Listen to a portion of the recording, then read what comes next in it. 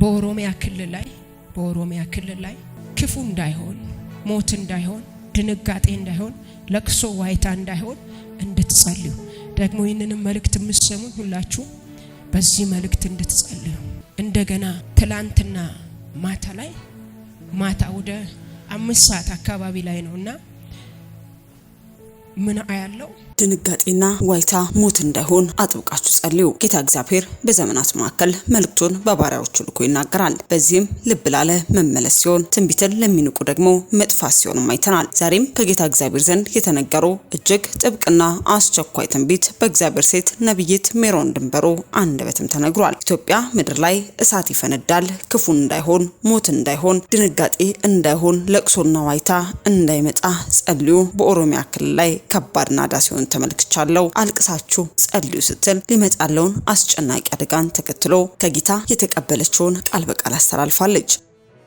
ታዲያ በነብይት አንደበት የተነገረው ልብን የሚያረድ ህዝብ ሁሉ አድምጦ ራሱን ሊያዘጋጅበት የተገባ መልእክትስ ምን ይሆን? በኦሮሚያ ክልል ላይስ የሚመጣው አስፈሪ ክስተት ምንድነው? በቆይታችሁ ሳላችሁ በሌላኛው መረጃችን ጌታ ሆይ በቃ በለን። በኢትዮጵያ ላይ የሚደርሰው ግፍና ስቃይ ከእለት ወደ እለት እያየለ መጥቷል። በቀን ከ17 በላይ የአስክሬን ሳጥኖች ወደ ኢትዮጵያ እየገቡ ነው። በደቡብ አፍሪካ እየተባባሰ የመጣው የመጤ ጠል ጥቃትም ከመቼውም ጊዜ በላይ የብዙዎችን ህይወት እየቀጠፈም ይገኛል። ዛሬም ከደቡብ አፍሪካ የደረሰን እጅግ አስደንጋጭና ልብ ሰባሪ ነው። የብዙሃኑን አይን በእንባ ያጠበ ይህ አስፈሪና አስደንጋጭ ጥቃትም 17 አስክሬኖችን ለመቀበል ማስገድዶናል።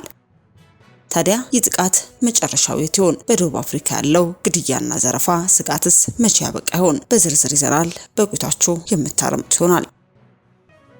በመጨረሻም በእንባ የተላለፈ አስቸኳይ መልእክት። የእግዚአብሔር ሰው ቄስ ዶክተር ቶሎሳ ጉዲና ለህዝብ ክርስቲያኑ በለቅሶና በእንባ ሆነው አስቸኳይ መልእክትን አድርሰዋል። የተላለፈው መልእክት ምን ይሆን? ስለምንስ በእንባ ሆነው አስተላለፉት የሚለውን በመረጃችን ይዘናል። በቆይታችሁ ከአንደበታቸው ታደምጡሳላችሁ። እስከ መረጃው ፍጻሜ አብራችሁን ቆዩ።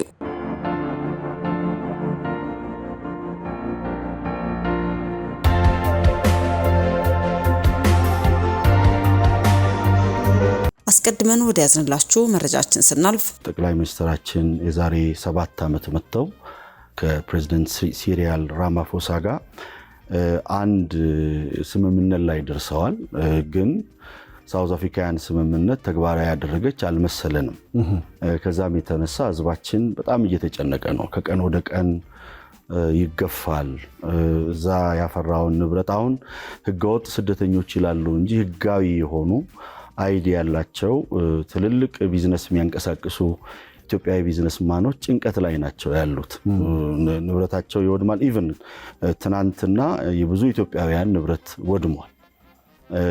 የሞቱ ሰዎች አሉ። በባስ ወደ ማላዊ ሲሄዱ ሙሉ ባስ ተገልብጦ ሞተዋል። ናይጄሪያውያን እየወጡ ነው፣ ጋናውያን እየወጡ ነው።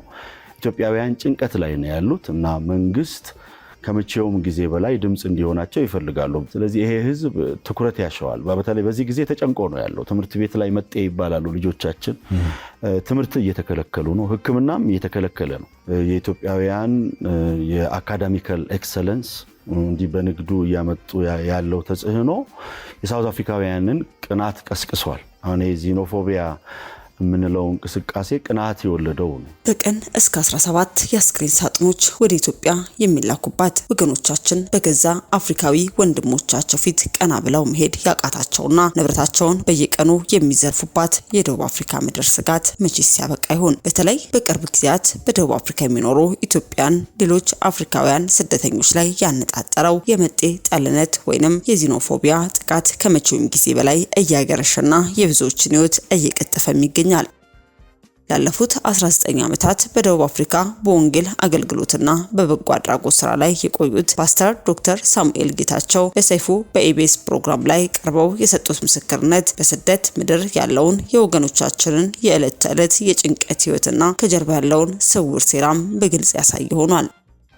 ታሪክን ወደ ኋላ መልሰን ስናየው ኢትዮጵያ ለደቡብ አፍሪካ የነጻነት ጉዞ ትልቅ ውለታ የዋለች ሀገር ናት። እንደ አውሮፓውያን አቆጣጠር በ1962 ዓመተ ምህረት የነጮች የአፓርታይድ የዘረኝነት አገዛዝ በደቡብ አፍሪካውያንን በሚያሰቃይበት ወቅትም ታላቁ መሪ ኔልሰን ማንዴላ መሸሸጊያና የትግል ስልት መድረክ ያደረጓት ኢትዮጵያን ነበር። በወቅቱ የኢትዮጵያ መንግስት ለኔልሰን ማንዴላ የክብር ፓስፖርት ከመስጠት ባለፈ ወታደሮቻቸውን፣ ፓይለቶቻቸውን አሰልጥኖ ለነጻነት ትግሉ ትልቅ አቅም የፈጠረ የትግል አጋር ነበር። ነገር ግን ዛሬ ያ ሁሉ ታሪክ ተረስቶ በደቡብ አፍሪካ ጎዳናዎች ላይ መጤዎች ይውጡ የሚል ሰልፍና መፈክርም ሲስተጋባ ጥቃቱ ያነጣጠረው የሀገሪቱ ኢኮኖሚ በቁጥጥራቸው ስር ባደረጉት ነጮች ላይ ሳይሆን በጥቁር አፍሪካዊ ወንድሞቻቸውና እህቶቻቸው ላይ መሆኑ እጅግ የሚያሳዝንና የሚያስቆጭ ክስተት ሆኗል። ብዙዎች ይህ የመጤ ጥላቻ ከምን እንደመነጨም ይጠይቃሉ። ፓስተር ዶክተር ሳሙኤል ጌታቸው እንደገለጹት ዋናው መንስኤ ቅናት የወለደው ጥላቻ ነው። ኢትዮጵያ ወደ ሀገሪቱ ሲገቡ ጫካና ባህር አቋርጠው በየኬላው እየታሰሩና እየተንገላቱ በብዙ መከራ ባዶ እጃቸውን ቢሆንም እዛ ከደረሱ በኋላ ግን ሌትና ቀን በጽናት ይሰራሉ። ከመንገድ ዳር ቀበቶና ከረሜላ ሽያጭ ተነስተው ትልልቅ የንግድ ህንጻዎችን እስከ መገንባት የደረሱ ለራሳቸው አልፈው ለብዙ ሳውዝ አፍሪካውያን ወጣቶች የስራ ዕድል የፈጠሩ ስኬታማ የቢዝነስ ማህበረሰቦች መሆኑም ችለዋል። ይህ የንግድ ተጽዕኖና የኢትዮጵያ ልጆች በሀገሪቱ ባሉ ትምህርት ቤቶች ጭምር አንደኛ እየወጡ የሚያሳዩት የአካዳሚ ልዕቀትም በአካባቢው ማህበረሰብ ዘንድ ከፍተኛ ቅናትንና ቂምንም ቀስቅሷል። ሆኖም ግን የጥላቻ ሙሉ በሙሉ የህዝብ ፍላጎት ብቻ አይደለም። ፓስተሩ በጥናታቸው በታዘቡት ሁኔታም እንደገለጹት የሳውዝ አፍሪካ መንግስት በይፋ ስደተኞች ይውጡ የሚል ፖሊሲ የለውም። እንዲያውም በቅርቡ ሁከትን ለማርገብ ምድር ጦርና ፖሊስ ማሰማራቱን መንግስት ስደተኞችን ለመጠበቅ ጥረት እያደረገ መሆኑን ያሳያል። ታዲያ ከዚህ ሁከት ጀርባ ያሉ እነማን ናቸው? እንደ ፓስተር ሳሙኤል እምነት የሀገሪቱ የላቀ ኢኮኖሚ እየዘወሩ ያሉት 4.5 ሚሊዮን የሚሆኑ ነጮች ጥቁር አፍሪካውያን ስደተኞች በንግዱ ዓለም እያመጡት ያለው ተጽዕኖ በመጀመሪያ የተቃወሙት እነሱ ናቸው። በዚህ ምክንያትም ስራ አጥ የሆኑ የሳውዝ አፍሪካ ጥቁር ወጣቶች ገንዘብ እየሰጡ ፖለቲካ በመቀስቀስ ጥቁር ከጥቁር እንዲጋጭና ሁከት እንዲፈጠር ስውር ሴራ እየተገበረም ይገኛል። ይህ ሁሉ መከራና ስጋት እያለባቸው ግን በደቡብ አፍሪካ ያሉ ኢትዮጵያን ለሀገሪቱ ህዝብ ፍቅራቸውና ደግነታቸውን ማሳየት አላቆሙም። ፓስተር ሳሙኤል የሚመሩት ቤተክርስቲያን ሌሎች ደግ ኢትዮጵያን በየወሩ የተቸገሩ የሳውዝ አፍሪካ እናቶችንና አረጋውያንን በመሰብሰብ ዱቄት፣ ዘይት፣ ንጹህ ውሃና በክረምት ወቅትም የብርድ ልብስ እርዳታም ያደርጋሉ። ይህ የበጎ አድራጎት ተግባራቸው በሀገሪቱ ትልልቅ ብሔራዊ ሚዲያዎች ጭምር በበጎ ጎኑ የተመዘገበ ሲሆን የዚህም ውጤት በሁከት ወቅት ይንጸባረቃል። የኢትዮጵያን ቀናነትን የሚያውቁ መልካም የሳውዝ አፍሪካ እናቶች ዘራፊዎች ሱቅ ሊሰብሩና ጥቃት ሊሰነዝሩ ሲመጡ በጋሻነት በመቆም ስደተኞችን የሚከላከሉበት አጋጣሚም አለ። ነገር ግን አሁንም ቢሆን በጥላቻ የተሞሉ ወገኖች የሚያደርሱት በደልም አልቆመም። በቅርቡ 2 ታዳጊ ሴት ልጆች ተመርዘው መሞታቸውና አንዲት ነፍሰ ጡር የዚምባብዌ ዜግነት ያላት ስደተኛም በሆስፒታል ሕክምና ተከልክላም ህይወቷ ማለፉን የስደቱ መልክ ምን ያክል አሰቃቂ እንደሆነም ማሳያ ነው። በደቡብ አፍሪካ የሚኖረው ቁጥር ከ1 ሚሊዮን በላይ እንደሆነ የሚገመተው የኢትዮጵያ የኤርትራ ስደተኛ ማህበረሰብ ለሀገሪቱ ለኢትዮጵያ ትልቅ ባለውለታም ነው። በታላቁ የህዳሴ ግድብ ግንባታ ወቅት በገበታ ለሀገር ልማት በተለያዩ የሀገር ውስጥ መከራዎች ወቅትም በሚሊዮን የሚቆጠር ዶላርና በመግዛትም ለሀገራቸው ያላቸውን ፍቅር በተግባር ያሳዩ ወገኖችም ናቸው። ስለሆነም የኢትዮጵያ መንግስት ከመቼውም ጊዜ በላይ ለነዚህ ወገኖች ድምጽ ሊሆንላቸው ይገባል። እንደ ናይጄሪያና ጋና ያሉ ሀገራትም በደቡብ አፍሪካ ውስጥ ያላቸውን ትልልቅ ኩባንያዎች የኢኮኖሚ ተጽዕኖ ተጠቅመው የዜጎቻቸውን ክብርና ደህንነት እንደሚያስከብሩት ሁሉ ኢትዮጵያን ያንን የሚያደርግ የኢኮኖሚ አቅም ባይኖራትም የሰላምና የተለሳለሰ ዲፕሎማሲ በመጠቀም ከሳውዝ አፍሪካ መንግስት ጋር በከፍተኛ መሪዎች ደረጃ በመነጋገርም የዜጎቿን ደህንነት ማስከበር ይጠበቅባታል። በመጨረሻም ፓስተር ዶክተር ሳሙኤል ጌታቸው ያስተላለፉት መልእክትም ለእያንዳንዱ ስደተኛና ለሀገር ውስጥ ማህበረሰብ ትልቅ ማስተማሪያም ነው። ስደት በረከት አይደለም ብለዋል። ፈጣሪ የሰው ልጅ የፈጠረው በራሱ አምሳል በመሆኑ የሰው ነፍስ በማንኛውም ምድር ላይ ክቡር መሆን አለበት። ዛሬ በሰው ነፍስ ንብረት ላይ የሚጨክኑ ሰውን የሚያስለቅሱ አካላት የጊዜ ጉዳይ እንጂ የዘሩት መጥፎ ፍሬ ማጨዳቸው የማይቀር የፈጣሪም ህግ ነው። በደቡብ አፍሪካ ምድር ጥይት እየጮህባቸውና በጩቤ እየተወጉ ያሉ ወገኖቻችን አባቶቻችን ያፈሩት ሀብትና ገንዘብ ክፉ ቀን ሙሉ በሙሉ ሳይመጣ ወደ ሀገራቸው ኢትዮጵያ ላይ ኢንቨስት ቢያደርጉ ቢዝነስ ቢሰሩና ወደ ሀገራቸው ቢመለከቱም ለነገ ዋስትናቸው እጅግ አስተማማኝ እንደሚሆን መክረዋል። ሁላችንም ሀገራችንን ጠልተን ሳይሆን በተለያዩ ምክንያት የተሰደድን በመሆኑ የተሰደዱት ሁሉ የልባቸው ተሳክቶ ወደ ሀገራቸው መጥተው በሰላም በደስታ በፍቅር የሚኖሩበትን ዘመን መናፈቅ መስራት የወቅቱ ዋነኛ ተግባር ሊሆን ይገባል ሲሉም ፓስተር ዶክተር ሳሙኤል ጌታቸውም ተናግረዋል። አስከትለን ወደ ያዝንላችሁ መረጃችን ስናልፍ በኦሮሚያ ክልል ላይ ክፉ እንዳይሆን ሞት እንዳይሆን ድንጋጤ እንዳይሆን ለቅሶ ዋይታ እንዳይሆን እንድትጸልዩ ደግሞ ይህንንም መልእክት የምትሰሙ ሁላችሁ በዚህ መልእክት እንድትጸልዩ እንደገና ትላንትና ማታ ወደ 5 ሰዓት አካባቢ ላይ ነውና ምን አያለው መጽሐፍ ቅዱሳችን በአሞጽ ምዕራፍ 3 ቁጥር 7 ላይ እንደተናገረው ጌታ እግዚአብሔር ሚስጥሩን ለአገልጋዮች ለነቢያቱ አስቀድሞ ሳይገልጥ ምንም አያደርግም እንደሚል በዓለማችንም ሆነ በምድራችን ስለሚሆኑ ነገሮች ሁሉ አስቀድሞ በነቢያቱ አንደበት ስለመነገሩም ነው። በነቢያቱ አንደበት የሚናገረው ጌታ እግዚአብሔርም በዓለማችን ስለሚሆኑ ነባራዊ እውነቶችም አስቀድመን ጥንቃቄ እናደርግ ዘንድ ልባችንን እንድንመልስ በርካታ ትንቢቶችም ይናገራል። ዛሬም በባሪያው ነብይት ሜሮን ድንበሮ አንደበትም ትውልደ ኢትዮጵያን በሙሉ ወደደም ጠላም ሊያደምጠው የተገባ አስቸኳይ ሀገራዊ መልእክትን ተላልፏል።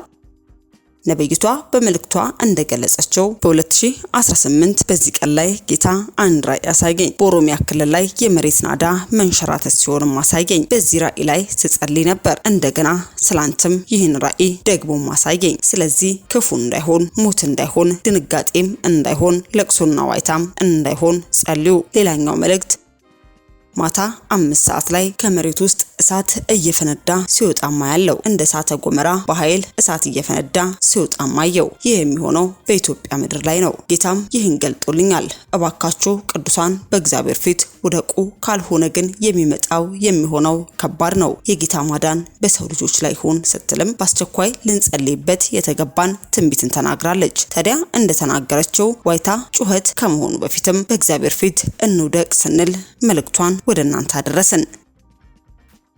በስተመጨረሻ ወደ ያዝንላችሁ መረጃችን ስናልፍ አሁን ላይ እየታየ የመጣው ግዴለሽነትና እግዚአብሔርን ማሳዘናችን እንዲሁም የድፍረት ኃጢአት ውስጥ መሆናችን ግድ ሳይለን በተለያዩ የህይወት ሩጫችን ውስጥ ተጠምደን እንገኛለን። ታዲያ ይህን አካሄድ ከራሳቸው የህይወት ልምድ ጋር አጣምረው ዶክተር ቄስ ቶሎሳ ጉዲና በእንባ ሆነው ጽኑ ወቀሳንም ሰንዝረዋል። ይህን አይነት ስህተት በህይወት ልምምዳችን ውስጥ አለ፣ ሁሉም ነገር ስለራሳችን ሆኗል ሲሉም የተናገሩ ሲሆን አስከትለውም ዛሬ የወደዳችሁ ነገ ይሰቅላችኋል ልብ አድርጉ ሲሉም መልእክታቸውን ተናግረዋል። ዶክተር ቄስ ቶሎሳ ጉዲና ይህን መልእክትና ማስጠንቀቂያ በእንባ ሆነው ያስተላለፉበትን ምክንያት እንዲሁም ሙሉ መልእክታቸውን ከአንደበታቸው አድምጸን እንመለስ። እግዚአብሔር ሆይ በጌታ በኢየሱስ ክርስቶስ ሕያውና ዘላለማዊ ስም ዛሬ በማዕከላችን የቃልህን ምስጢር ግለጥልን፣ ሐሳቤን አስረዳን፣ በክርስቶስ ኢየሱስ ስም አሜን። ቁጭ በሉ። እግዚአብሔር ባርካችሁ። በእግዚአብሔር ቃል ውስጥ ብዙ የምስጋና መልእክቶች አሉ። ምክንያቱም ዓለም ይሄ ዩኒቨርስ የምናየው ሁሉ እግዚአብሔርን ከማመስገን ሌላ እግዚአብሔር እንዲያረክ እግዚአብሔር እንደዚህ ያደረክ ብሎ የሚከሱበት ምንም ምክንያት የላቸውምና ነው። አስተዋዮች ያመሰግናሉ፣ ደንቆሮች ሁልጊዜ እግዚአብሔርን ይከሱታል። ምን አድርጌ ነው እንደዚህ ያደረከኝ? ምን ሆኜ ነው ምናምን ይላሉ። እግዚአብሔር ግን የሚመሰገን አምላክ ነው። በአንደኛ ተሰሎንቄ ምዕራፍ 5 ቁጥር 18 ላይ ሁል ጊዜ ደስ ይበላችሁ፣ ሳታቋርጡ ጸልዩ፣ በማናቸውም ሁኔታ አመስግኑ።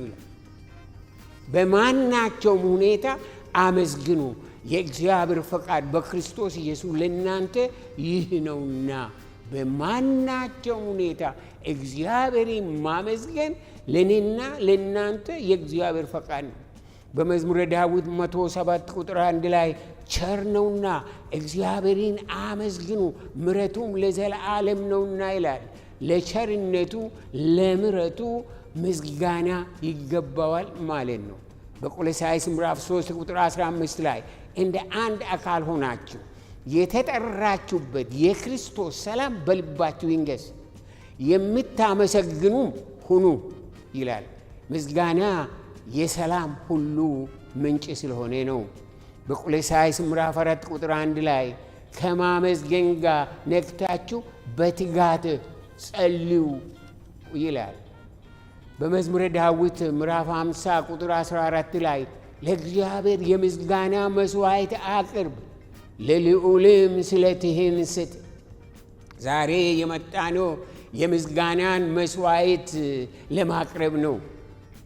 የምስጋናን መስዋዕት ምን ይላል? ለእግዚአብሔር የምስጋናን መስዋዕት አቅርብ፣ ለልዑልም ስለትህን ስጥ። እያንዳንዱ ሁላችን ብድግ ብለን በእልልታና በጭብጨባ ለእግዚአብሔር መስዋዕትን እናቀርባለን። ለእግዚአብሔር መስዋዕት፣ ለእግዚአብሔር መስዋዕት። ሃሌሉያ! ክብር ለዘላለም እስከ ዘላለም፣ ክብር ለዘላለም እስከ ዘላለም፣ ክብር ለዘላለም እስከ ዘላለም፣ ክብር ለዘላለም እስከ ዘላለም። አሜን፣ አሜን፣ አሜን፣ አሜን፣ አሜን፣ አሜን።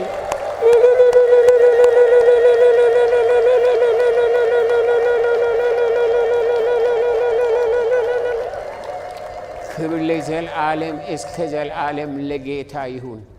እግዚአብሔርን እጅግ አድርገን እናመሰግነዋለን። እግዚአብሔር ባርካችሁ። ቁጭ በሉ። ሁላችን እንደምናውቀው ወደዚህ ግቢ ከገባን እንግዲህ 14 ዓመት ሆነን ማለት ነው። ይህ ግቢ ዛሬ ማለት በዛን ጊዜ ጁላይ ወር የምስጋና ወር እንዲሁም በየዓመቱ እንድናስታውሰው ወሰን። የገባነው ወደዚህ ቦታ የመጣነው በጁላይ ውስጥ ነው። ያን ጊዜ ይሄ እንዲሆን ወሰን ማለት ነው። ዛሬ የጁላይ መጀመሪያ እሁድ እንደመሆኑ ጌታ ያደረገልንን እያሰም ወሩን በምስጋና ለመጀመር ዛሬም በፊቱ አለን። ይህ ግቢ በእግዚአብሔር ተአምር የተገዛ ነው። በእኛ ጉልበት፣ በእኛ እውቀት፣ በእኛ ገንዘብ አይደለም። እግዚአብሔር ተአምራትን አድርጎ ነው ይሄ ግቢ የተገዛው። አካባቢው ለቢዝነስ ዲስትሪክት ስለሆነ ለቤተ ክርስቲያን ቀድሞውንም አይፈቀድም። ይሄ ቤተ ክርስቲያን በዚህ አካባቢ መገኘት የለበትም በዲካፕ ካውንቲ መሰረት። ቦታውን ለመግዛት ከፈለጉት 52 ድርጅቶች ውስጥ አብዛኞቹ ለቢዝነስ የሚፈልጉ ነበሩ። 52 ለቤተ ክርስቲያን የሚፈልጉ ነበሩ። ብዙዎቻችን ዞረን ስንጸልይ ናይጄሪያንስ ከተለያዩ ቦታዎች መጥቶ እየዞሩ ይጸልዩ ነበሩ። ቤተ ክርስቲያን አድርገው ለመግዛት ፈልገው የቦታውን እንግዲህ ከፈለጉ ድርጅቶች በተለይ አንድ ሴት 3 አንደኛ ይሄንን ቦታ በዛው በማዘዝም ሆነ በካሽ መግዛት የሚችሉ 3 እንትኖች ነበሩ። አንዱ ይሄ በምስራቅ ዩናይትድ ስቴትስ ከቨርጂኒያ እስከ ፍሎሪዳ ድረስ ስትሪፕ ክላብ ያለው ሰው ይሄ ራቁታቸውን የሚደንሱበት ይሄንን ቦታ ለሱ ለማድረግ በካሽ ለመግዛት የተዘጋጀ ነበረ። ነገር ግን እግዚአብሔር በማከል ገባና ያ እንዳይሆን ተደረገ። ሌላ ደግሞ የዲካፕ ካውንቲ ስኩል ሲስተም ለትምህርት እንትን ያስፈልገናል ብሎ እነሱም እንትን ብሎ ነበረ። እነሱም ፎር ሳም ሪዝን እግዚአብሔር በማከል ገባና ሳይገዙ ቀሩ፣ ሳይሆንላቸው ቀረ እና በተለይ አንድ ሴት በጣም ኃይለኛ የእሷ መኪና እስካሁን ድረስ ትዝ ይለኛል። የእሷ መኪና ፊት ለፊት ቆሞ ሳይ እንደው እንትኑን ጭና የምትሄድ ይመስለኝ ነበር። አንዳንድ ጊዜ ሀሳባችሁ ፍርሃት ሲገባባችኋል አይደለ? አሁን ይቺ ሴትዮ ዛሬ ደግሞ ለሚመጣች ይል ነበረ እና ይቺ ሴትዮ ህንፃውን ይሄንን ምን ለማድረግ ነው አትላንታ ፋሽን ሴንተር እና ዌዲንግ ቻፕል ለማድረግ የተዘጋጀች ነበረች እና ያን ለማድረግ ህንፃው እንዴት ሪሞዴል እንደሚሆን እንዴት አድርጎ ለዛ እንደሚገባ የሚያስፈልጋቸውን ሁሉ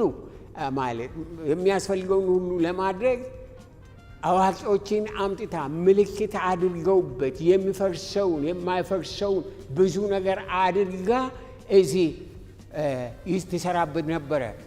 ስልኳ መጣ፣ እዚህ ገባ፣ ቢሮዋን እዚህ ከፈተች፣ ሜሏ እዚህ ነው የሚሰጠው እና በቃ ያችኛን ሴትዮ ጌታ ሆይ ምን ነው ረሳሃት እንደ እያልኩ ሁሉ ነገር ካለቀ በኋላ የሚያስደንቅ ነገር እግዚአብሔር ምን እንደሆነ እኔ አይገባኝም። የእግዚአብሔር ነገር በመካከላቸው ገባና እግዚአብሔር ይሄንን ቢሮ ይሄንን ቦታ በእኛ እጅ አስገባ።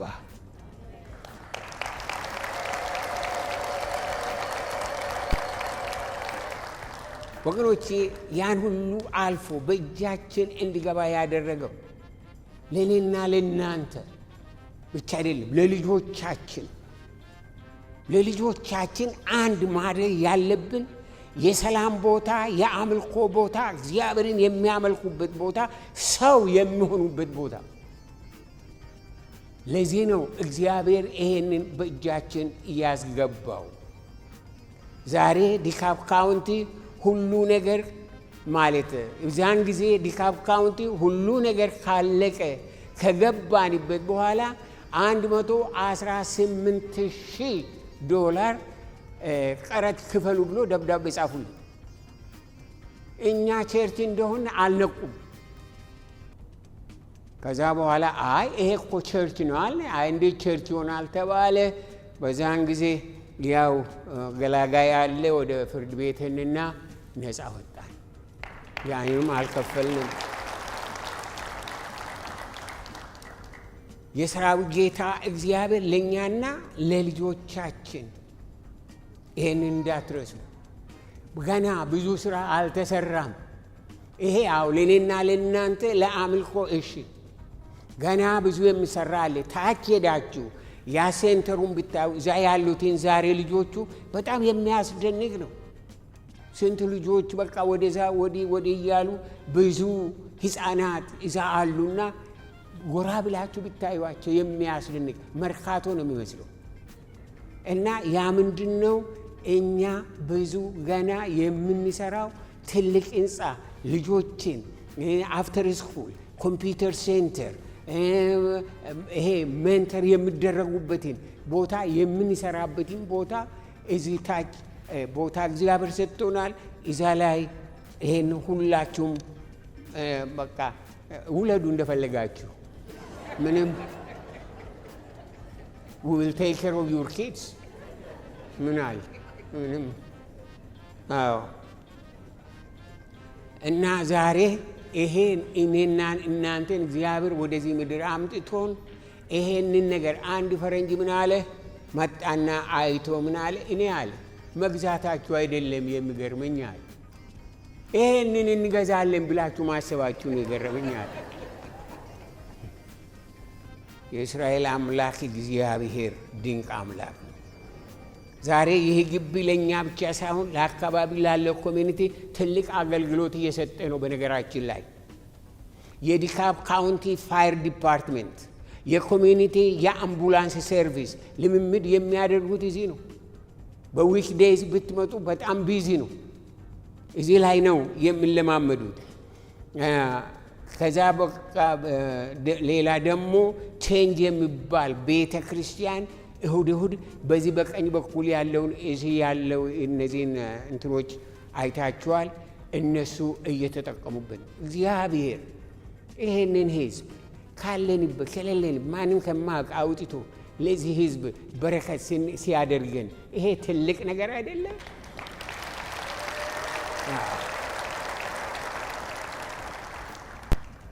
ይህ ሁሉ እግዚአብሔር ያስቻለን ነው እንጂ በእኛ አቅም የሚሆን አልነበርም። በእኛ አቅም የሚሆን አልነበረም። እግዚአብሔር ግን ወዳው ኢንተርፌር አደረገ። በእናንተ ታማኝነት፣ በእናንተ ለጋስነት ወዳው ደግሞ ዕዳው ተከፈለ። ከዕዳ ነፃ አሁን እግዚአብሔር አምላክ ባረከን። እግዚአብሔርን እጅግ አድርገን እናመሰግናለን። የሰራዊት ጌታ እግዚአብሔር በዓመት 1 ወር ብቻ ሳይሆን 365ቱን ቀን መመስገን ይገባዋል፣ ያንስበታል። በፊልጵስዩስ ምዕራፍ 4 ቁጥር 19 ላይ አምላኬም እንደ ባለጠግነቱ መጠን በክብር በክርስቶስ ኢየሱስ የሚያስፈልጋችሁን ሁሉ ይሞላባችኋል። የሚያስፈልገንን እግዚአብሔር ይሞላብናል። እግዚአብሔር ቸር ነው። ኃላፊና ምድራዊ ነገር ብቻ ሳይሆን የተወደደ አንድያ ልጁን በመስጠት የዘላለም ምሕረት አድርጎልን የዘላለም ሕይወት ሰጠን። ከጌታ ኢየሱስ የበለጠ ስጦታ በሰማይ በምድር የለም። ከሱ የበለጠ በአንደኛ ዜና ምዕራፍ 16 ቁጥር 34 ላይ ቸር ነውና ምሕረቱም ለዘላለም ነውና እግዚአብሔርን አመስግኑ ይላል። በብሉይ ኪዳን ሕዝቡን ወደ ምስጋና ይጠራል። በአዲስ ኪዳን ሕዝቡን ወደ ምስጋና ይጠራል። እኔና እናንተ ተወልደን በምድር ላይ ያለነው ተንበርክከን እግዚአብሔርን ሌት ተቀን ለማመስገን ነው። ለዚህ ነው የተጠራ። ምስጋና የማያውቅ አሕዛብ ብቻ ነው። አሕዛብ ዝም ብሎ ይበላል።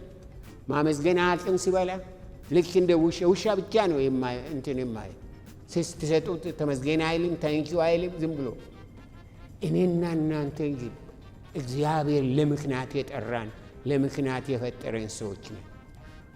በአንደኛ ዜና ምዕራፍ 16 ቁጥር 36 ላይ ከዘላለም እስከ ዘላለም የእስራኤል አምላክ እግዚአብሔር ይባረክ ይላል። አስደንቅም? አዎ፣ ከዘላለም እስከ ዘላለም የእስራኤል አምላክ እግዚአብሔር ይባረክ፣ ሕዝቡም ሁሉ አሜን ይበሉ፣ እግዚአብሔርንም ያመስግኑ ይላል።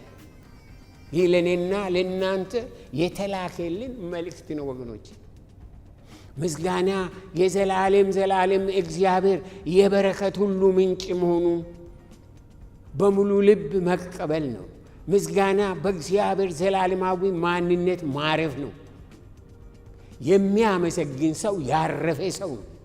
በእግዚአብሔር ችሎታ፣ በእግዚአብሔር ፍቅር፣ በእግዚአብሔር ምሕረት፣ በእግዚአብሔር ማንነት ያረፈ ነው ምስጋና ተመስገን የሚለው። እግዚአብሔር የትላንትናውን፣ የዛሬውን፣ የነገውን የሚያውቅ አምላክ ስለሆነ ትላንትና ያኖረኝ ዛሬም የሚያኖረኝ ነገም ያኖረኛል ብሎ ማመስገን ይሄ ለእግዚአብሔር ሰዎች የእግዚአብሔር ሰዎች ጥሪ ነው ወገኖቼ። አብን የምናመሰግነው አንድያ ልጁን በመስጠት የበረከት ሁሉ ምንጭ ስለሆነ ነው። ወልድን የምናመሰግነው ወዶ ፈቅዶ ስለ ኃጢአታችን ሕይወቱን በመስቀል ላይ ስለሰዋልን ነው። መንፈስ ቅዱስን የምናመሰግነው የእግዚአብሔርን አጀንዳ የጌታ ኢየሱስ ክርስቶስን ፍቅር የዘላለምን እውነትና ሕይወት ስለሚያበራልን ነው። ከምስጋና የበለጠ አገልግሎት፣ ከምስጋና የበለጠ አድናቆት፣ ከምስጋና የበለጠ አክብሮት፣ ከምስጋና የበለጠ መሰጠት የለም። ሆኖም ምስጋና ዩኒቨርሳል፣ ከዩኒቨርሳልም ያለፈ ዩኒቨርሳል መሆን ይገባዋል። ከሁሉ በላይ ምስጋናችን ከጤናችን፣ ከጥቅማችን፣ ከግል ሁኔታችን፣ ከአገር ሁኔታ ያለፈ መሆን ይኖርበታል። አብዛኛውን ጊዜ ግን ጸሎታችን፣ አምልኳችን፣ መዝሙራችን፣ ጩኸታችን፣ አካሄዳችን ራስ ተኮር፣ ጥቅም ተኮር ነው። ይህንን ልብ እንድናደርግ ያስፈልጋል። አዎ ዛሬ ከማንነታችን የተነሳ ከሰውነታችን የተነሳ እግዚአብሔርን የምናመሰግነው ስለ ማንነቱ ሳይሆን ስለዋለልን ውለታ፣ ስለሰጠን ስጦታ፣ ስለሰጠን ምሕረት፣ ስለመራን መንገድ፣ ስለተሸከመን ዘመን ነው። የምስጋና ለማመስገን የምናስበው ከዛ አንጻር ነው። መጥፎ ነው ማለት አይደለም። ነገር ግን መጽሐፍ ቅዱስ የሚለው ከዛ ያለፈ ምስጋና ነው። የምናስበው ያን ነው። የሚመጣልን ያ ነው። ምስጋናችን ከዛ አንጻር ነው። እግዚአብሔር ሆይ ስለ በላው ተመስገን፣ ስለ ቤት ተመስገን፣ ስለ ቤተሰብ ተመስገን፣ ስለ ሕዝብ ተመስገን፣ ስለ ሁሉ ነገር ተመስገን ብለን ስለሆነልን ነገር ነው ማመስገን የሚቀናል። ስለሆነልን ማመስገን ነው የሚቀናል። ስለሆነም አምልኳችን፣ ምስጋናችን፣ እምነታችን፣ ጸሎታችን፣ ፍቅራችን፣ አገልግሎታችን፣ ራእያችን ራስ ተኮር ነው። ጥቅም ተኮር ነው። እኔን ተኮር ነው። እኛን ተኮር ነው። ጊዜያዊ ነው። ምድራዊ ነው። ስለዚህ ምስጋናችን ላለው ማመስገን ጥሩ ነው። ነገር ግን የእግዚአብሔር ቃል ከዚህ ያለፈ ነገር ነው። በምናደርጋቸው ሁሉ ቢሰማም ባይሰማም ቢሆንልን ባይሆንልን እግዚአብሔር ብሏል ብለን ሳይሆን ተግል ፍላጎት ግፊት ነው። በማደርገው ሁሉ መልስ ይጠብቃለሁ፣ በረከት ይጠብቃለሁ፣ ስጦታ ይጠብቃለሁ፣ መልእክት ይጠብቃለሁ። እግዚአብሔር ምን አለኝ? ጠለቅኩኝ፣ አመሰገንኩ፣ ፈለቅኩ፣ እግዚአብሔር ታዲያ እንላለን። ጌታ ኢየሱስ ክርስቶስ በምድራዊ ዘመኑ ራሱን ለመጥቀም አልጸለየም። ኔቨር። ራሱን ለመጥቀም አላስተማረም። ራሱን ለመጥቀም አልሰበከም፣ አላገለገለም። ራሱን ለመጥቀም ወደ መስቀል አልሄደም። ያን ሁሉ ያደረጋቸው በሙሉ ከአባቱ ቃል አንጻር ነው። ከአባቱ ቃል አንጻር፣ ከአባቱ ፈቃድ፣ ከአባቱ ዓላማ፣ ከአባቱ ፍቅር፣ ከአባቱ አጀንዳ፣ ከአባቱነቱ ማንነት አንጻር ነው። ጌታ ኢየሱስ ያገለገለ አንድ ነገር ለራሱ አልጸለየ፣ ለራሱ አልጠየቀ፣ እንዲሁን አላለም። ሁሌ ለአባቴ፣ ሁሌ ዓይኑን ወደ ላይ ያደረገ። እኔና እናንተ እግዚአብሔር ይመስገን፣ እግዚአብሔር ስላደረገልኝ ማመስገን ትክክል ነው። ነገር ግን እኔና እናንተ ዛሬ የምናመሰግነው ቢብሊካሊ ፉልፊልድ አይደለም፣ የተሟላ አይደለም ምስጋናችን።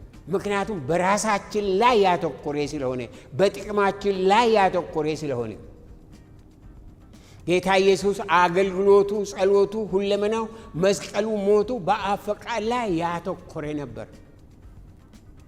የኛ ጸሎት፣ የኛ አምልኮ፣ የኛ ምስጋና፣ የኛ አካሄድ፣ የኛ ዓላማ በራስ ላይ፣ በስጋ ላይ፣ በጊዜያዊ ነገር ላይ ያተኮረ ነው።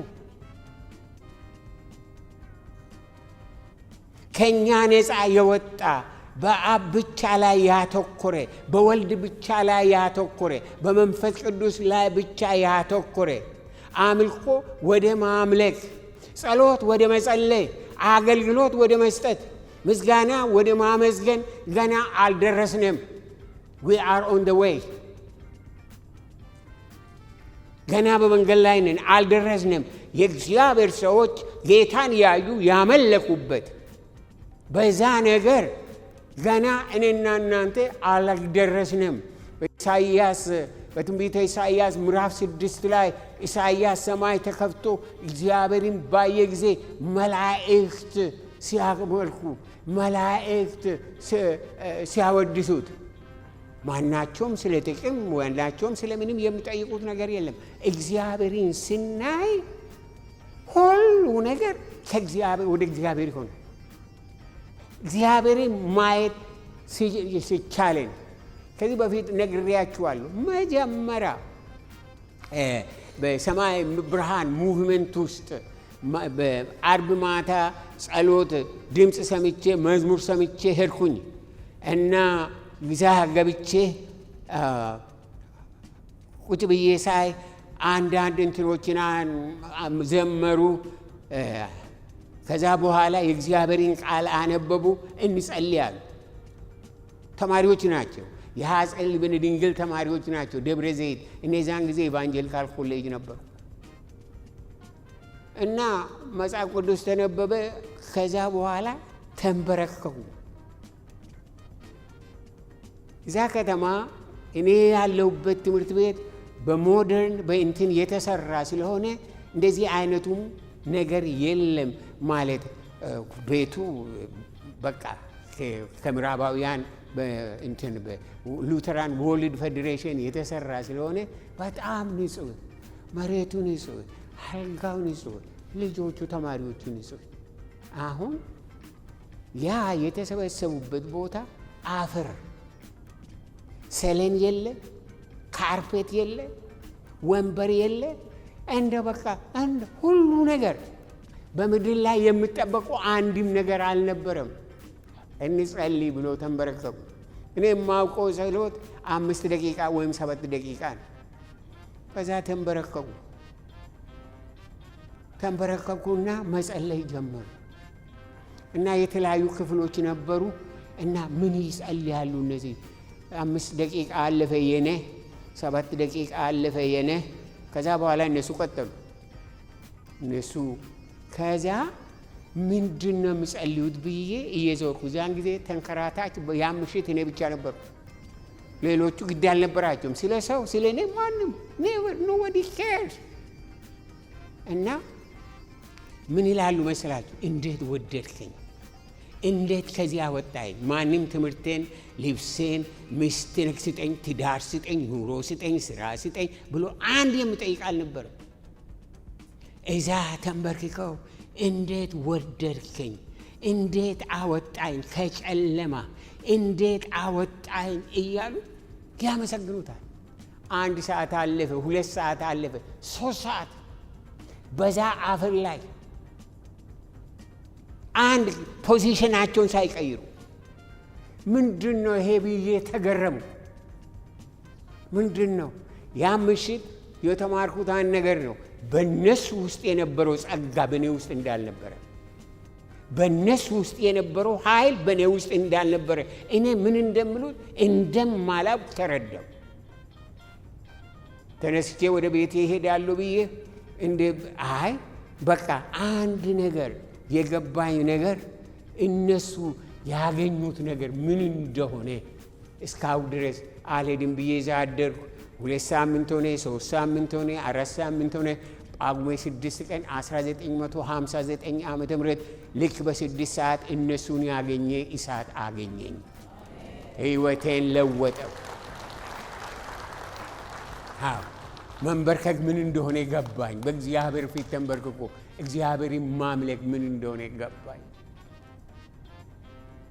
ወገኔ የኛ ጸሎት፣ የኛ አምልኮ ዛሬ የኛ ምስጋና በራስ ላይ፣ በስጋ ላይ፣ በጊዜያዊ ሁኔታ ላይ ያተኮረ ነው። ከኛ ነፃ የወጣ በአብ ብቻ ላይ ያተኮረ፣ በወልድ ብቻ ላይ፣ በመንፈስ ቅዱስ ብቻ ላይ ያተኮረ አምልኮ ገና አልደረስንበትም። እነዛ በአፈር ውስጥ አፍንጫቸውን ከቶ እንዴት ወደድከኝ፣ እንዴት አስመለጥከኝ፣ እንዴት ብሎ በሚሉትን እኔና እናንተ በሞደርን ካርፔት ላይ መንበርከክ አንችልም። ዛት ኢዝ ኤ ፋክት። እንደዚህ ብለን መጸለይ አንችልም። ያሁን በቃ አንድ ነገር ጎኔ ስልኩ አለ አጋንንት ያስቀመጠው። ልክ እናንተ መጸለይ ስትጀምሩ ስልኩ ይመጣል። ከዛ በኋላ የሚቀጥለው፣ ከዛ በኋላ የሚቀጥለው።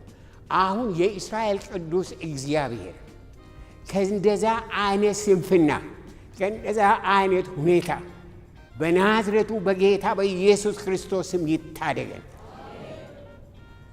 ይታደገን እግዚአብሔር። ወገኖቼ እኔና እናንተ ይህን ማሰብ አለብን። ትናንትና ይህን መልእክት ሳዘጋጅ ራሴን መመርመር ጀመርኩ። አንዱ እዚህ ቦታ ወጥቼ ከመስበኬ በፊት እግዚአብሔር ሆይ የምለው ነገር ምንድን ነው ብዬ እኔ የማልኖርበትን አንድ ቃል እንዳልናገር በጌታ ፊት ጸልያለሁ። አሁን ትላንትና ስለዚህ ነገር በማስብበት ጊዜ ምንድን ነው የኔ ብዬ ራሴን መመርመር ጀመርኩ። አብዛኛው አገልግሎቴ በእኔ ላይ ያተኮረ መሆኑን አየሁ።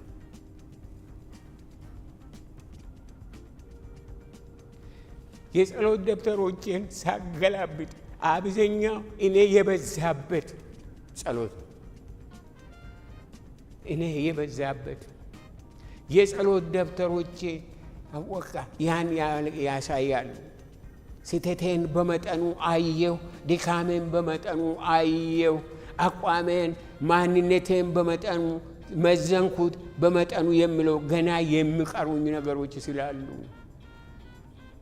እኔ ሳሎን ውስጥ ጮኸ፣ በእግዚአብሔር ፊት ጮህ። Am I in the right place?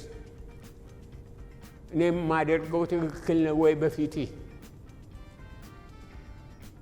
እኔ የሚሄድበት መንገድ ትክክል ነው ወይ? ሐሳቤ፣ ጸሎቴ አንተ የምትመሰገንበት ነው ወይስ ምንድን ነው ብዬ ራሴን መመርመር ጀመርኩ። ምሕረተኛ ስለሆነ ይቅር እንዳለኝ አምናለሁ። ለምሕረት ውስጤ ቃተተ። ቃል አልነበረኝም። የንስሐ እንባ ብቻ ሆነ ቀን። ወገኔ ዱ ዩ ኖ ዌር ዩ አር? ወዴት እየሄዳችሁ? ማንን ነው የምታነው? ህይወታችሁ ምንድን ነው? ሰርታችሁ መግባት መብላት፣ ከዛ በኋላ እሁድ መታችሁ እዚህ መዘመር፣ ያ ነው? አንድ ነገር ልንገራችሁ። ዛሬ አንድ ነገር ልንገራችሁ። እስካሁን ያደረግነው በጣም ጥሩ ነው፣ እግዚአብሔር ይመስገን። እግዚአብሔርን እጅግ አድርገን እናመሰግናለን። ነገር ግን there is more to life, there is more to freedom, there is more። በዚህ ብቻ የሚቆም አይደለም። የፈለኩት ምንድን ነው? በራሴ ላይ ሳይሆን በጌታ ላይ፣ በፍላጎቴ ላይ ሳይሆን በመንገዴ ላይ ሳይሆን በማንነቴ ላይ ሳይሆን በጌታ ላይ እንዳተኩር ይሄንን ብቻ ለመንኩ። ትኩረቴ ከእንግዲህ ወዲህ የዓለም ነገር፣ ይሄ ትርኪ ምርኪ ነገር ሳይሆን ትኩረቴ በአንተ ላይ እንዲሆን። ወገኔ በናዝሬቱ በጌታ በኢየሱስ ክርስቶስ ስም ትኩረታችሁ ከዛሬ ጀምሮ በእግዚአብሔር ላይ ይሁን። ዘላለማዊ የእግዚአብሔር ሐሳብ ይግባባችሁ። ዘላለማዊ የእግዚአብሔር መንፈስ ይግባባችሁ። ያው ከጊዜያዊ ነገር እግዚአብሔር ነፃ ያውጣል። ወገኖቼ እኔ የበዛበት አካሄደ፣ እኔ የበዛበት አገልግሎት፣ እኔ የበዛበት ምስጋና፣ እኔ የበዛበት አምልኮ፣ ጸሎት፣ የተጠራንበት ጥሪ የተጠራንበትን ጥሪ ያሰናክላል፣ በመንገድ ያስቀራል። እኔ በየፍርድ ቤቱ ሄዳችሁ የሚሆነውን ነገር ብትሰሙ ምንድን ነው? እኔ ትክክል ነኝ። እኔ አንድ ብራያን የሚባል ሰው በጣም ትልቅ ጠበቃ የነበረ ሰው ኢትዮጵያ መጥቶ አገኘሁት። በኢትዮጵያ ውስጥ በዓለም አካባቢ እንትን ነበረው አለው አገልግሎት አለውና አንድ ሰው ደውሎ አገኝ ብሎኝ ተገናኘን ማለት ነው። እና ለመሆኑ ጠበቆች የሚፈልጉት ነገር ምንድን ነው በምድር ላይ አልኩት። ምንድን ነው? እናንተ በምንም አይነት ውሸትም ተናግራችሁ አስመስላችሁ ለማሸነፍ አይደለም ስራችሁ። ጠበቃ ማለት በነገራችን ላይ ምን እንደሆነ ታውቃላችሁ? ጠብ በቃ ማለት ነው። እና ስለዚህ ጠበቃ የሚለው ሰውዬ በውሸት ባስመሰል እንትን ምን ያደርጋል? ለማሸነፍ ነው። የእግዚአብሔር ሰዎች በዛ አይሄዱምና ይሄን ሰውዬ ነገርኩት። አይ እኛ አለ ብዙ ንስሐ ገባው አለ። በጣም የታወቀ ለትላልቅ ድርጅቶች ጠበቃ ነበር በአሜሪካ ውስጥ። አሁን በኢትዮጵያ ሆነ በዓለም በደቡብ አሜሪካ በተለያዩ አፍሪካ ሀገሮች እንትን እየሆነ ነው እና ከቅን ኢትዮጵያ ጋር አስተዋወቅ ነው። ቅን ኢትዮጵያ የሚባል ብዙዎቻችሁ አልሰማችሁም። ቅን ኢትዮጵያ የዚች ቤተ ክርስቲያን ድርጅት ነው። ቅን ኢትዮጵያ ቅንነትን አስወጥታ ምቀኝነትን አስገብታ ምድሪቷን የጦርነት ምድር አደረገች በሚል የተነሳ ነው። ምቀኝነትን አስወጥተን፣ ዘረኝነትን አስወጥተን፣ ክፋትን አስወጥተን ፍቅርን እያስገባን አንድነታችንን እናበረታለን፣ አንድነታችንን እንቀጥላለን፣ ትልቅ እውነተኛ አንድነት እንመሰርታለን በሚል ላይ የተመሰረተ ነው። ይሄ ሰው ሲሰማ በጣም ተደነቀ። ይሄ ለአሜሪካም ያስፈልገናል አለ። ለአሜሪካም ያስፈልገናል አለ። ወገኖቼ እኔ የበዛበት አካሄድ ሁላችሁ ልብ አድርጋችሁ እኔ የበዛበት እናንተ የበዛችሁበት ጸሎት ጌታ ሆይ ለምን አስበኝ እንጂ ጌታ ሆይ እኔን፣ ጌታ ሆይ ቤቴን፣ ጌታ ሆይ አገሬን። መጥፎ አይደለም እንደዚህ መጸለይ። ነገር ግን ያን እንኳ እግዚአብሔር ባይሰማ ከዛ አልፈን እግዚአብሔርን ስለማምንነቱ ማምለክ መማር ያስፈልገናል፣ ማወቅ ያስፈልገናል።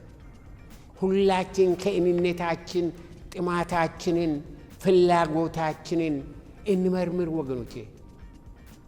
ታዲያ ሙሉ በሙሉ በእግዚአብሔር ማንነት ብቻ ላይ ያተኮረ ከራስ ወዳድ ከራስ ተኮር ነፃ የወጣ አምልኮ፣ ከራስ ተኮር ነፃ የወጣ ጸሎት፣ ምስጋና፣ አገልግሎት የሚኖረን መቼ ነው ብለን እንጠይቃለን። ዛት ኢዝ ኤ ክሩሻል ኩዌስችን። መቼ ነው እኔ ቶሎሳን አስብ፣ እኔን አስበኝ፣ እኔን ይሄኝ፣ እኔን እንደዚህ አድርግልኝ ብዬ እሱን ከዛ አልፈ ጌታዬ ሰማኝ አልሰማኝ፣ ሰጠኝ አልሰጠኝ፣ ሆነልኝ አልሆነልኝ ባይሆንልኝ አንተ ነብዬ 100% በእግዚአብሔር ላይ እግዚአብሔርን አምኜው እግዚአብሔርን የማመልክበት የማመሰግንበት መቼ ነው? መቼ እንደሆነ ልንገራችሁ። ጌታ መንፈስ ቅዱስ በእግዚአብሔር ቃል ኃይልና ማስተዋል ሕይወታችንን፣ መንገዳችንን፣ ማንነታችንን፣ ጸሎታችንን፣ ፍላጎታችንን ሲቆጣጠር ነው። እንደገና ላል ልባል ጌታ መንፈስ ቅዱስ የእግዚአብሔር መንፈስ ሶስተኛው የሥላሴ አካል በእግዚአብሔር ቃልና በእግዚአብሔር ኃይልና ማስተዋል ሕይወታችንን፣ መንገዳችንን፣ ማንነታችንን፣ ጸሎታችንን፣ ፍላጎታችንን ሲቆጣጠር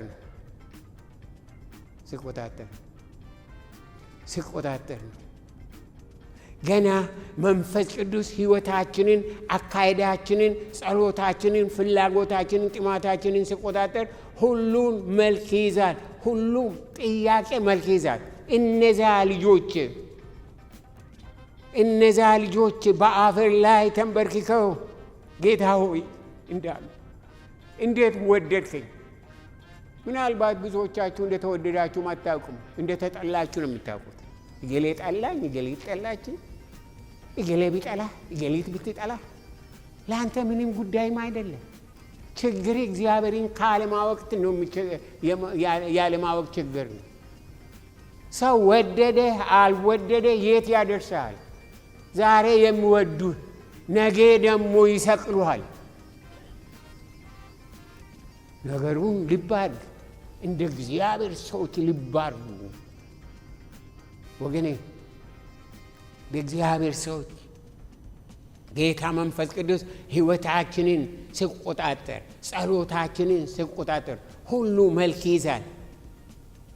በያዕቆብ መልእክት ምዕራፍ 5 ቁጥር 17 ላይ ኤልያስ እንደኛ የሆነ ሰው ነበር ይላል።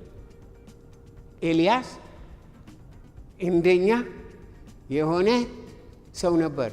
ታዲያ ጸሎቱና ሕይወቱን በተመለከተ ግን እንደኔና እንደናንተ አልነበረም። ምን አደረገ? ዝናብም እንዳይዘንብ አጥብቆ ጸለየ። በምድርም ላይ 3 ዓመት ከ6 ወር አልዘነበም። ሁለተኛም ጸለየ፣ ሰማዩም ዝናብን ሰጠ፣ ምድሪቱም ፍሬዋን አበቀለች። ሰማይና ምድርን የሚያዝ ጸሎት። ኤልያስ ወገኖቼ ከራሱ አንጻር አልጸለየም። የእግዚአብሔር ስም ስለተሰደበ እነ ኤልዛቤል ምድሪቷ ያሉትን የእግዚአብሔርን ነቢያቶች ስለጨረሱ፣ አክዓብ ንጉሡ እዛ ያሉትን እግዚአብሔርን የሚያመልኩትን እያሳደዱ ይሄ ሰው በበረሃ 3 ዓመት ተኩል ኖረ። ነገር ግን እግዚአብሔር ሆይ አለ ዝናብ እንዳይዘንብ። ለምንድን ነው ዝናብ እንዳይዘንብ የጠየቀው? ምክንያቱም እነ የአክዓብና የነ ኤልዛቤል ነቢያቶች የሚሉት ምን እንደሆነ ታውቃላችሁ? ትንቢታቸው ዝናብን የሚሰጠን ሀብት የሚሰጠን የሚያበለጽገን የሚያለመልመን ባኦል ነው እያሉ ሌላ አምላክ ነው የሚያምነው። አምላክ ያልሆነ ሰይጣን ነው የሚያምነው። እና ኤልያስ በጣም ተናደደ። ይሄ እንደዚህ መሆን የለበትም። እኔ ያለው አለ እኔ ያለው ይሄ መሆን የለበትም። ከዛ ጸለየ። ሰማይን የሚዘጋ ሕዝብን ጸጥ የሚያሰኝ የኤልዛቤልና የአክዓብ ነቢያቶች አፋቸው የተዘጋበት ዛሬ በምድር ላይ አፋቸው መዘጋት ያለበት የሃይማኖት አስተማሪዎች ብዙ ናቸው። አፋቸው መዘጋት ያለበት በውሸት ሰዎችን የሚያመሩ በውሸት ይሄንን ነው ያሉ በውሸት ከእግዚአብሔር ጋር ሰዎችን የማያስተዋውቁ። ኤልያስ አየርን ዝናብን የሚያዝ ጸሎት ከእግዚአብሔር አንጻር ጸለየ። ከእግዚአብሔር አንጻር ነው የጸለየ። ከኛ አልፎ ለአገር ለዓለም ፍሬ የሚያፈራ ጸሎት፣ አገልግሎት፣ አምልኮ፣ ምስጋና፣ ሕይወት የሚኖረን ወገኖች መቼ ነው? ጌታ መንፈስ ቅዱስ ከራሳችን ነፃ አውጥቶን የእግዚአብሔርን ፍቃድ ሲያሳየን ነው። ጌታ መንፈስ ቅዱስ በውስጣችን ገብቶ ልባችንን ሲያበራው ለእግዚአብሔር ከእንግዲህ ወዲህ ኑሮዬ በምድር ላይ ለዓለም አይደለም፣ ለሥጋ አይደለም፣ ለዚህ አይደለም፣ ለአንተ ይኖራለሁ። ለእግዚአብሔር የሚኖር ሰው ያስታውቃል። ውድ ሻሎም ቲዩብ አድማጭና ተመልካቾቻችን ለሰዓቱ የያዝንላችሁ መረጃ ያደመጣችሁትን ይመስል ነበር። በሌላ አዳዲስ መረጃ እስከምንገናኝ መልካም ቆይታ